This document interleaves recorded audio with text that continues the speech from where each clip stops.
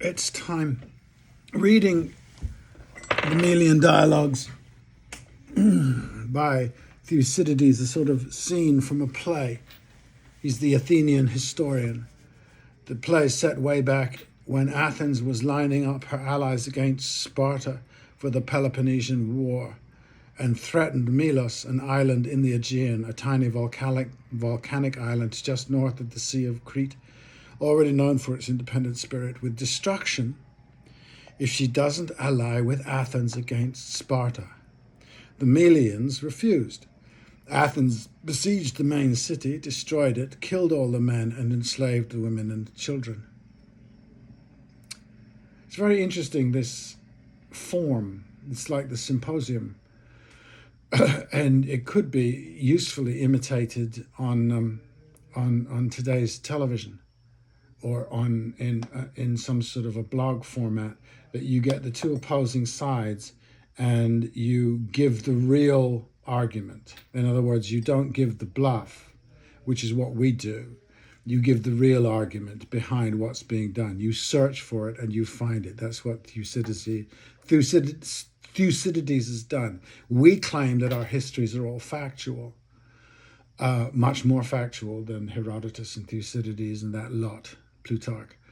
But in fact, they're not. They're all couched in this sort of moralizing, the MSNBC, Fox News sort of moral point of view. Instead of saying, let me take the position of the Athenians, which was clear, and then let me take the position of the Melians, which was also very clear, and dramatically speak their point.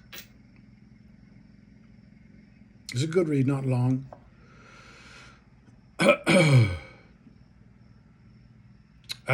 It doesn't contain the partisan claims of being just and justified that our modern warfares do. Despite the claims of civilization and moral superiority, the dialogue seems to say states today behave just the way Athens did back then. Last week, the Trump administration ordered the destruction of a small boat in the Caribbean. There's film of it speeding over the waves, and then a white flash and it disappears. On TV, 11 people in a flash. Then Trump gets on TV and says, we've done this because they were evil Venezuelans bent upon destroying America. His delivery is very Athenian. Marco Rubio then gets on and does the Christian twist, which doesn't work. There is no evidence these people were transporting drugs. They were heading for Trinidad. The boat is way too small to get to Florida without several refueling stops where they could have been intercepted. There are many ways the destruction can be justified, but not morally. The assumptions that matter are Athenian. We are more powerful than you. The mythologies behind this kind of action and its justification by the men who rule this country would not pass a single test of the moralities we claim to live by. And that is out of the way. Since I do not attach myself to these moralities, I'm not shocked or disappointed. I thought this morning that this is the Trump appeal. He blunders into the truth this way. He confounds the silly myth of the left that the uneducated and uncivilized are barbarous by nature, so the more educated one is, the more altered by high culture we are, the better people we are. And the higher we climb this ladder of intellect and spirituality, the better our actions will appear in the eyes of who? Ourselves. There's no evidence to this. Right now, the world is being run, and these wars are being conducted by people who veiled themselves as the most profound educations, have read all the books. Something overwhelms them, if indeed these books do contain enlightenment. Something overwhelms those teachings. I don't think so. I don't think those books do contain enlightenment. We bomb Venezuelan small boats over and over. It's a metaphor, no matter who's in the White House or in control of Congress. Just one of us is better at delivering it all in the mush of morals we call values. The massive civilizational lie, for instance, of October the 8th just shut the door. The 7th was a horrible day, a 9/11 at Pearl Harbor, but the response has been Athenian. Just like the prologue, we can mow the lawn anytime we like. If you don't know what that means, look it up. The empire grinds on with the inevitability of a receding glacier, and under the rubble we find, oh, dead bodies. The moral army made a religious commitment long ago. We got your backs. And at second asking, we got, don't you want cheaper groceries? By this point in their development, Athens had made the jump. We are good. They didn't make the next one, the core of Western Christianity. You are evil.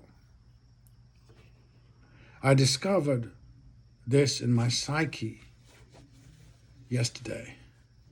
I didn't understand why I was so angry with Biden and Zionism and Europe and the base, really, of my whole cultural indoctrination and its massive failure to attach itself to my psyche. Why?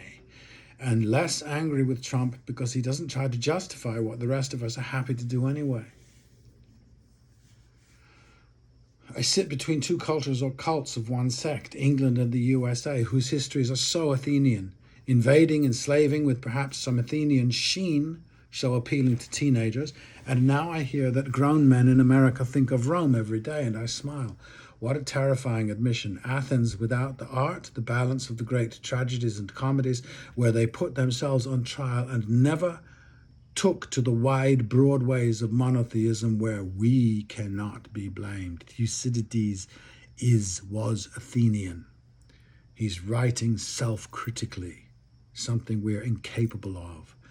And this is where my anger comes from, and it is good to know anger as guide to what is underneath it. The point of anger, I would say, not to be sat in narcotically, but to be stared at and challenged. Quote, I was not angry since I came to France until this instant. Take a trumpet, herald. Ride thou unto the horsemen on yon hill. If they will fight with us, bid them come down or void the field. They do offend our sight.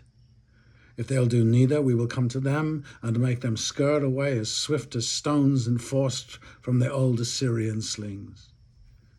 Besides, we'll cut the throats of those we have, and not a man of them that we shall take shall taste our mercy. Go and tell them so, end quote. Henry V, just before the Battle of Agincourt, the boys in his baggage train had just been slaughtered by the French.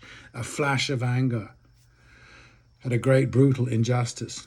I love this play very much, I think, because Henry is struggling as much as any character in that great book, The Complete Works, with his relationship to all of this, God, responsibility, power. And he doesn't answer his questions in the play. He wins, he marries, dies quite soon after. The point, he struggles with himself, not with his God. There's a separation.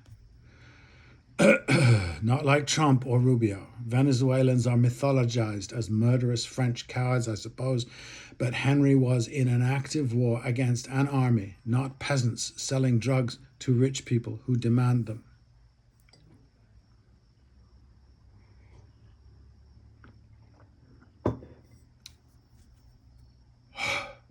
Anger, should it arise,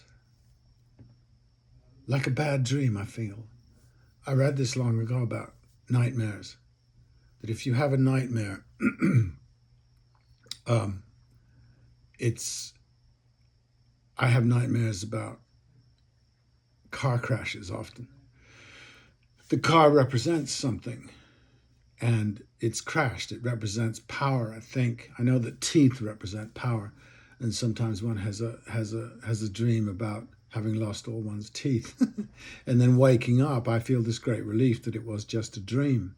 But it's pointing at something, like anger does.